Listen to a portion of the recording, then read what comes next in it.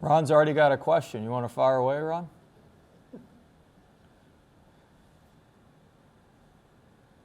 He's muted. There we go. Okay. It seemed like y'all lost this game about 3 or 4 times along the way, but yet somehow pulled it out. Can you describe how'd y'all do that?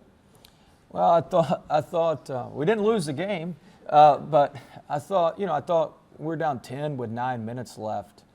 We put ourselves in a tight spot, but I thought we picked up our energy. I thought we picked up our urgency, and I thought that helped us out. But at the end of the day, every SEC game's hard to win. There's no such thing as an easy SEC game. You got to dig it out. You got to find a way, and that's part of life in this conference. It's there's no easy way up the mountain. So it was a difficult win, but at the end of the day, we found a way. We made enough plays. We got just enough defensive stops. We made enough winning plays. I thought Imwani Wilkinson made some tremendous winning plays for us, saves, rebounds, defensive plays, and that was huge for us.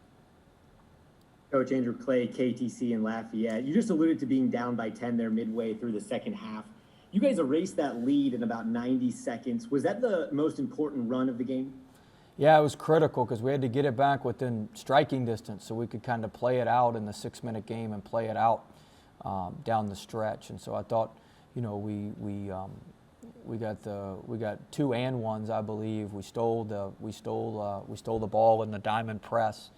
Our activity defensively, we gave up a lot of threes, and they made some threes, but our activity defensively was better. The 19 steals and their 22 turnovers really bailed us out.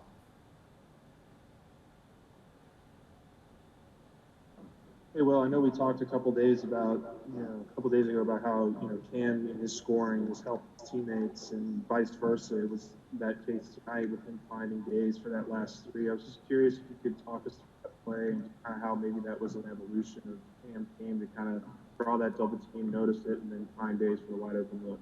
Well, we'd run the play about 6 other times, and Cam had drawn fouls, and we were actually running something similar into the game. We just kind of messed up the execution there at the end. But Cam had drawn fouls. We knew 2 guys were going to go with him. We kind of told him, hey, the throwback's going to be open. We just got to, we trust Days. Days has made big shots for us. Days will continue to make big shots for us. And it was a great play by Cam. He trusted Darius and was able to toss it back, and Darius knocked it in. Anything else? Sheldon?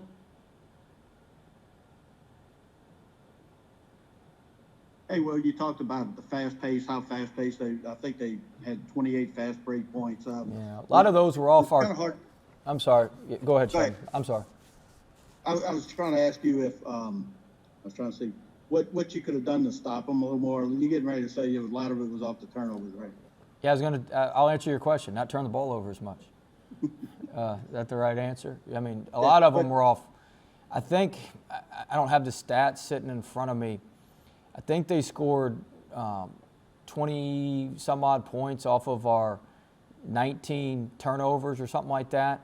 And I think 3 or 4 of the turnovers were charges. So that means there was like 15. That means they scored on almost every single one of our turnovers. They were able to convert it to points. And so we've just got to be stronger and more secure with the ball.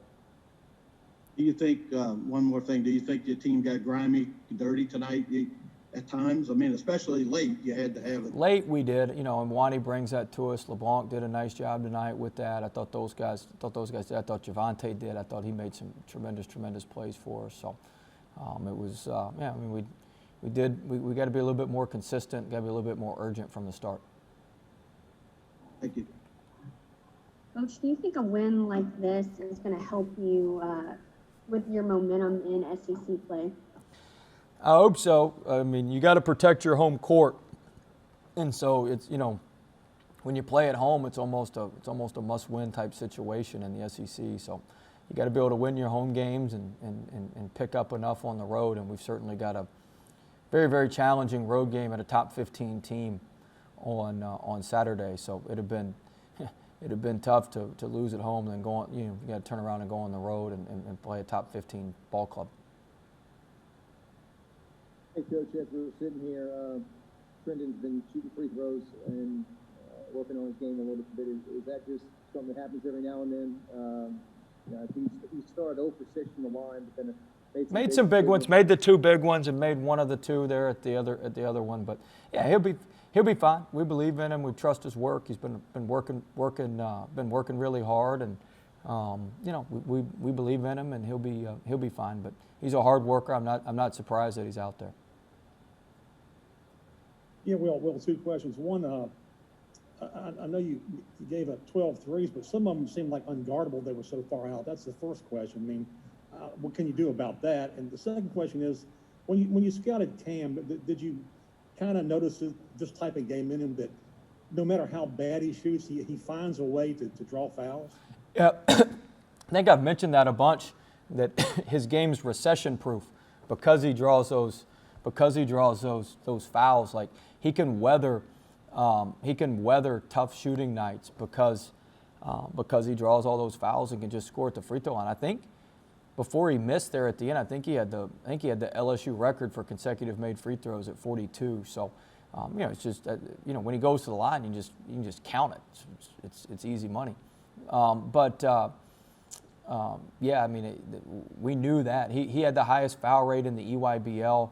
He got foul. He'd shoot 9 or 10 free throws a game at Oak Hill. So yeah, that's a huge part of his game. If you're going to do what Georgia did tonight, which is face guard him and be very, very physical with him, well, you're going to foul him.